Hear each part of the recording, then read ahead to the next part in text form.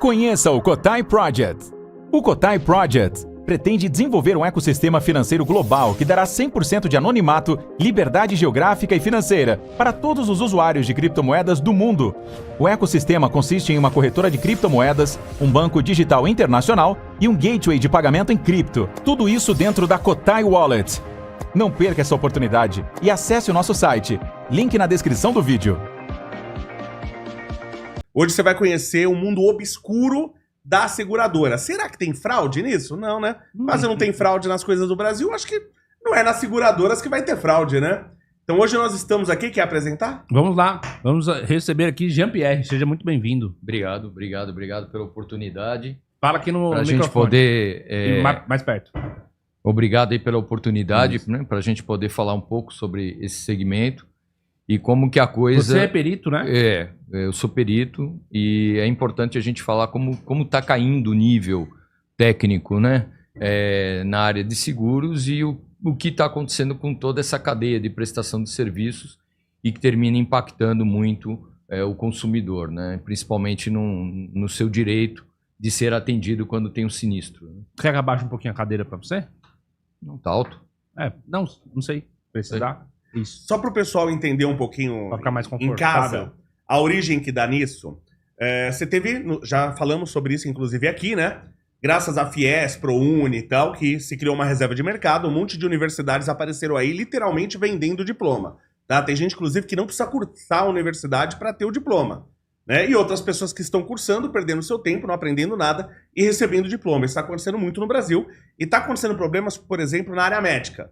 Né? Você, por exemplo, se você pode ter um direito, você como funcionário público, você pode ter um direito, por exemplo, por ter um filho autista.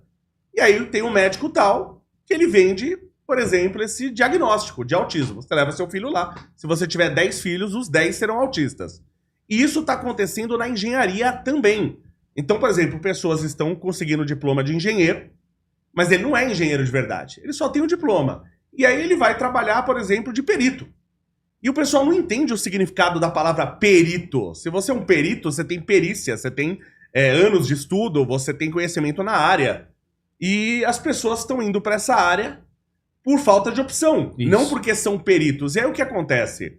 Certas empresas te contratam para dar o laudo, não o verdadeiro, mas o que elas querem.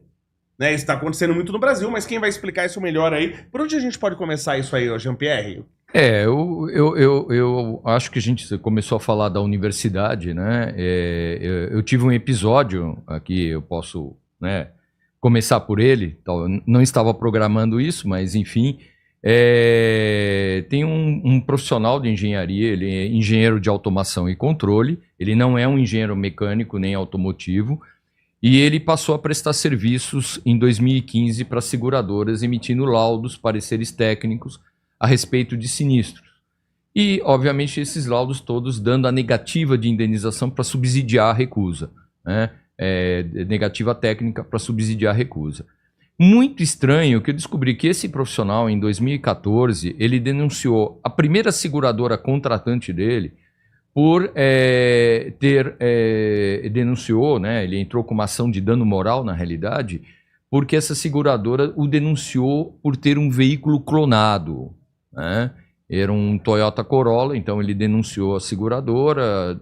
Na realidade, a seguradora mandou um e-mail para um investigador de polícia ou para o delegado. Isso é eu que está nos autos, não sou eu que estou dizendo. Está nos autos, eu tenho a íntegra dos autos. E aí o investigador de polícia foi até o estabelecimento comercial dele, que era uma oficina mecânica que já era do pai dele, ele morava em cima, e ele foi algemado até a delegacia, né? Então ele entrou com uma ação contra a seguradora de dano moral, denunciando o aparelhamento da delegacia, né? Quer dizer, essa facilidade que a seguradora tinha de mandar um investigador, e também aproveitou para denunciar uma prática que foi investigada pelo Ministério Público em 2000, que era a compra de recibos de compra e venda de veículos supostamente vendidos no Paraguai, e que haviam sido declarados como furtados ou roubados aqui no Brasil. Então, para deixar claro para nossa audiência, esse é um caso bem antigo já, mais de 10 anos. Mais 10 anos. Né? Aí ele pegou e fez essa denúncia. Essa denúncia foi grave, O Ministério Público deu ordem de prisão para funcionários da seguradora. Mas só para entender essa parte. O carro realmente era roubado? O dele? Não, por exemplo, essa questão dos recibos. Era o carro realmente Você tinha era carros roubados. Isso. Aí eles compravam, por exemplo, um recibo no Paraguai. Você reclamava o furto para a seguradora, o roubo, o furto. E o roubo aconteceu mesmo. Aconteceu, de fato. Tá. Aí a seguradora ia lá, conseguia, ou através de um prestador, segundo ela, era o prestador que arrumava a facilidade, o prestador disse que não, ele era apenas um advogado. Sim. E que a seguradora que trazia o elemento de prova para ele poder entrar no circuito. Mas, enfim, o que aconteceu? O elemento de prova era o recibo de compra e venda e era utilizado para a seguradora se furtar da sua obrigação de indenização. Enfim, esse processo depois foi tudo resolvido, arquivado, mas foi um escândalo no mercado que envolvia não apenas uma seguradora. E ele mesmo, esse camarada, denunciou isso na sua ação de dano moral. Curiosamente, lógico, né? Ele pediu R$500 mil de indenização e pediu na justiça comum.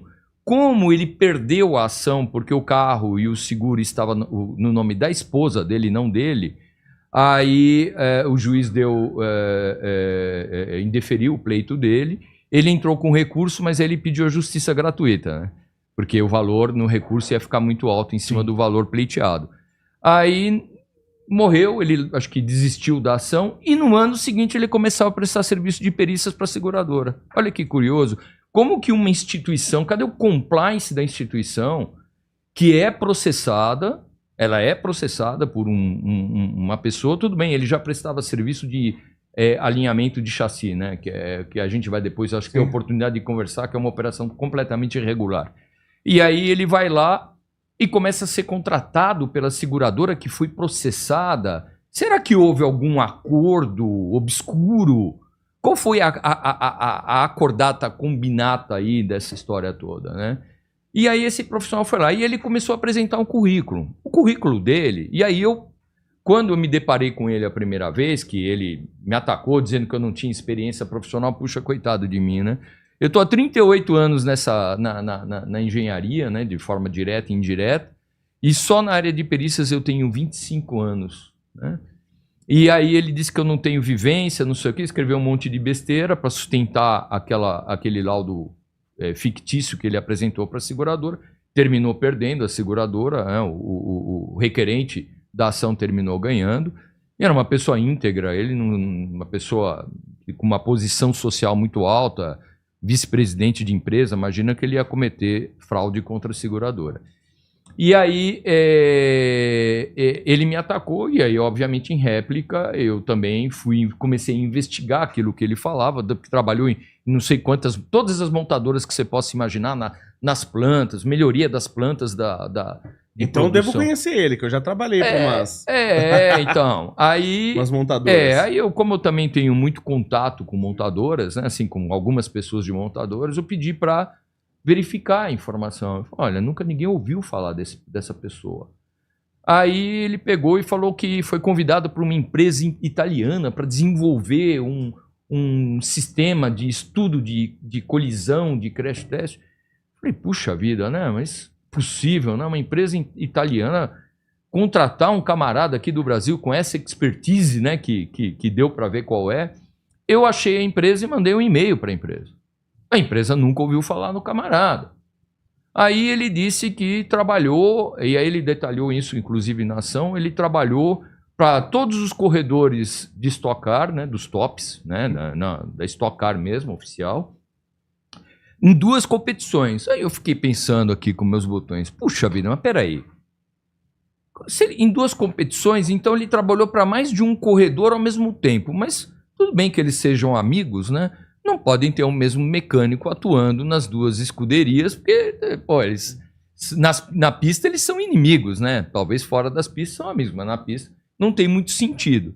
Então eu fiz contato, né, com eles, e aí eles me informaram que, né, um deles especificamente, me informou que nunca ouviu falar, e ele é da 2ª geração, e o filho já está na 3ª geração de Stock Car. Ele conhece só todos os corredores, todos os mecânicos, todas as oficinas.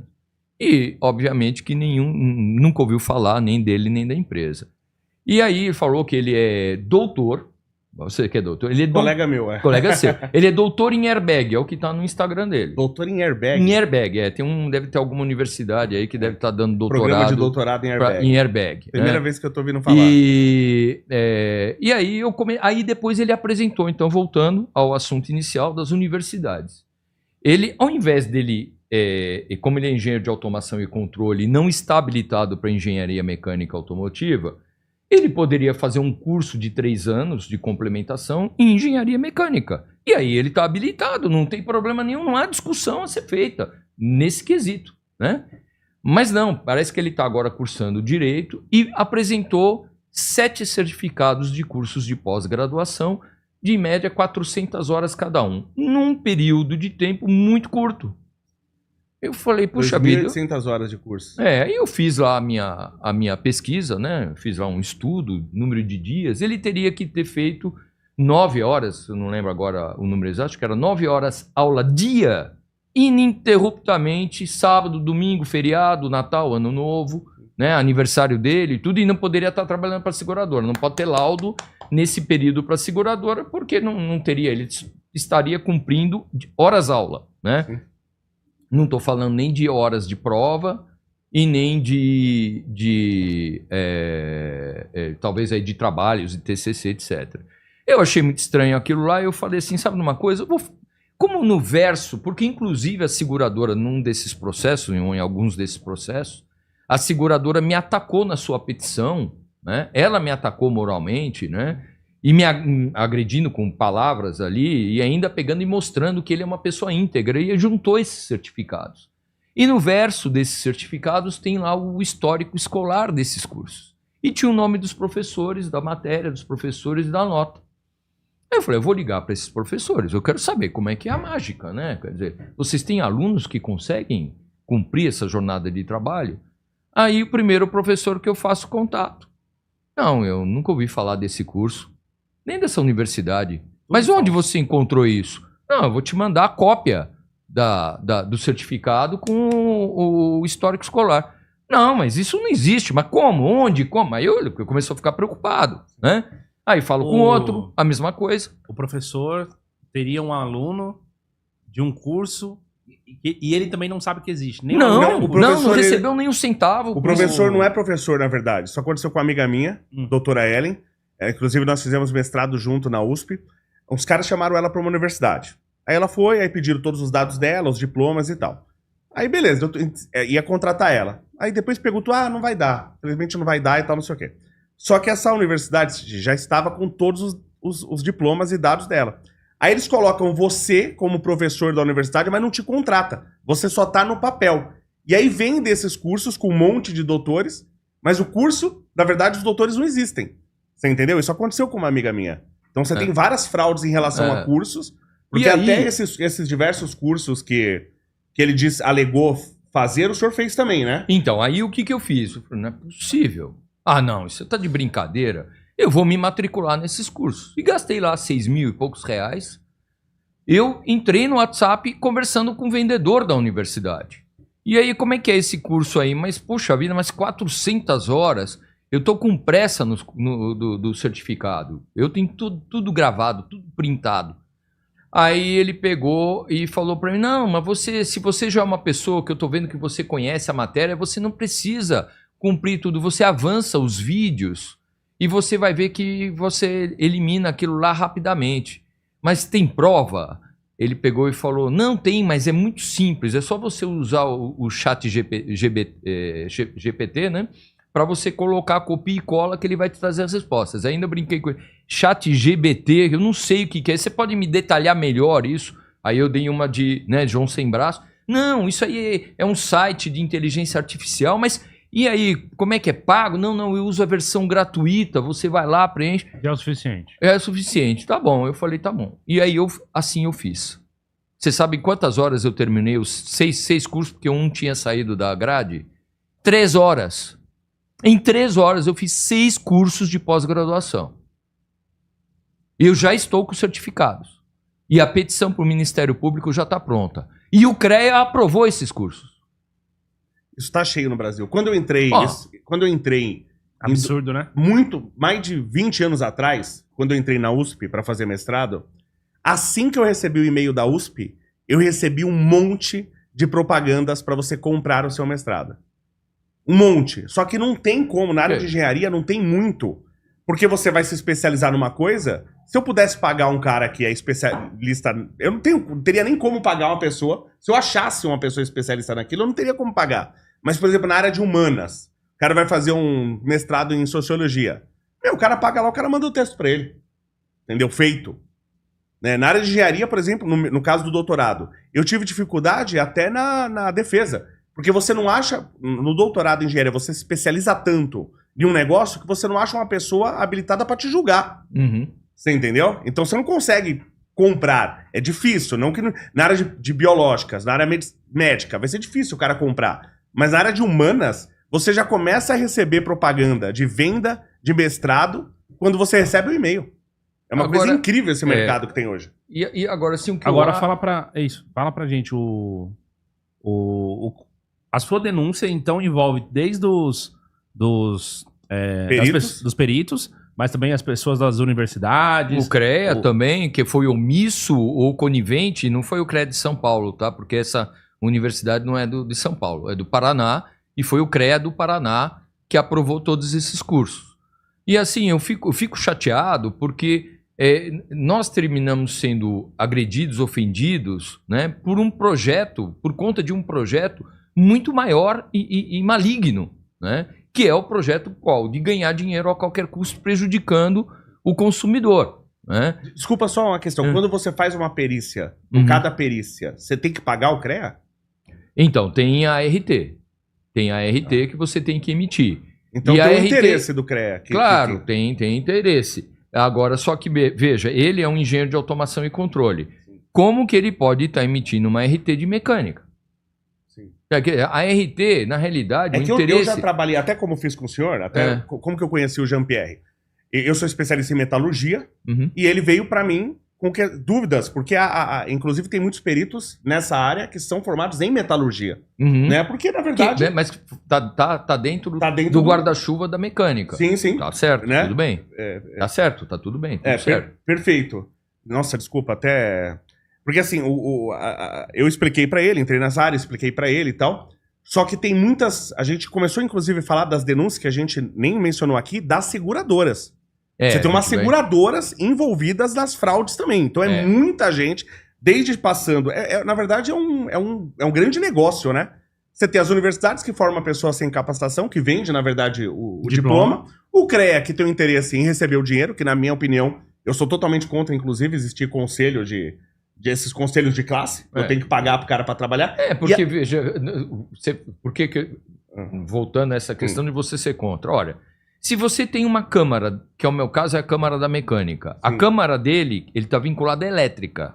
Sim. Eu estou vinculado à mecânica. Eu fui falar com os conselheiros. Aí eu vou explicar porque eu denunciei esse profissional no CREA. Eu denunciei. E a câmara, eu fui falar com os conselheiros. Aí alguns conselheiros falaram, o pessoal está se sentindo incomodado com o seu questionamento. Eu falei, peraí. Incomodado por quê? Porque, na realidade, o que aconteceu? Quando eu fiz a denúncia, a Câmara da Mecânica se posicionou. O profissional denunciado, a atividade de habilitação profissional dele está determinada pela Resolução 427 do CONFEA, que é o quê? É a automação de máquinas e equipamentos, automação e controle de máquinas e equipamentos. Ponto. A engenharia mecânica é a Resolução 218 do CONFEA, a mais antiga. E que é a engenharia mecânica, automotiva, armamento, etc., enfim, né? E veículos automotores, aquela coisa toda. Então, a mecânica deu esse parecer. Quando ele teve ciência do parecer da Câmara da Mecânica, ele entrou com uma petiçãozinha desse tamanho, colocando a história do bisavô dele, porque o bisavô dele, quando começou a trabalhar como mecânico, transferiu a experiência profissional para ele. Ele é o único profissional que consegue isso. É a transferência genética. É genética, o bisavô... brincadeira, lógico que você viver num ambiente né, ajuda, né? Ajuda, mas isso aí também não é garantia, né, de nada. Ele, inclusive, quando você pega o currículo dele e a história dele, ele começou com 10 anos de idade. Mas tudo bem, ele acha que todo mundo é idiota e que todo mundo acredita na história da carochinha. E aí, ele recorreu à Câmara da Elétrica, e a Câmara da Elétrica, porque a minha denúncia era de que ele estava atuando como engenheiro mecânico. Sim. A Câmara da Elétrica pegou e falou: a denúncia ela é indevida, porque ele pode fazer, sim, perícia e avaliação no que se refere à automação e controle de máquinas e equipamentos. Eu falei: mas pomba, mas não foi isso que eu denunciei. Tudo bem, ele que faça a perícia de automação e controle de máquina e equipamento, ninguém está falando nada disso, não. Ele pode fazer. Quem não pode sou eu, eventualmente. Sim. Eventualmente, porque se você pegar a resolução, poderia. Aí eu peguei e recorri à plenária. Aí a plenária, aí veio a resposta do conselheiro: não, é porque lá a gente avalia em lote. O que é avaliação em lote? A gente avalia em lote, e aí a plenária seguiu a mesma decisão da elétrica. Sim. Agora, como eu estou direcionando tudo isso ao Ministério Público, então eu pedi para o CREA uma reanálise com uns quesitos e pedi para a Câmara da Mecânica, etc., e eu acredito que eles vão corrigir esse equívoco. Por que eu acredito nisso? Porque 2 outros pobres engenheiros, não se formaram numa universidade tão boa quanto a deles, se formaram na USP, não sei. Acho que você conhece. Conheço, né? Um pouquinho. Eles se formaram em automação e controle na USP. Um deles trabalhava na maior companhia petroquímica brasileira, não preciso dizer o nome. E ele precisava assinar como responsável técnico, então ele entrou com uma ação federal, porque administrativamente o CREA foi taxativo e disse: não pode atuar como engenheiro mecânico. Legal. O outro, coitado, também entrou porque mexia, acho que com energia solar, alguma coisa assim, e também pediu para assinar, porque acho que tinha uns projetos de estrutura que ele tinha que assinar e precisava ser engenheiro mecânico. O primeiro terminou ganhando porque, como ele se formou depois de 2017, a grade curricular lá da USP e tal dava, o CREA foi lá até a última, recorreu da decisão com todo o arcabouço legal e lei daqui. Você olha, aquilo é uma tese jurídica. É impressionante o que o CREA fez para não dar para ele o direito de atuar como engenheiro mecânico. No final, o juiz deu a chumbada e mandou o CREA aceitar. E aí, se você consultar o profissional, tá lá, artigo 417, né, a resolução 417 e resolução 218, conforme decisão judicial tal. Quando você consulta o profissional, o CREA não se dobrou e disse que só deu a resolução 218 para ele porque o juiz determinou. Judicial. O outro, coitadinho, se ferrou, porque ele se formou antes de 2015 e a grade curricular dele, ele teve que pagar 10 mil reais de sucumbência para o CREA. Perdeu. Então, agora, o outro que eu denunciei, não, esse aí não precisa de nada, é só ele reclamar na Câmara da Elétrica e já deu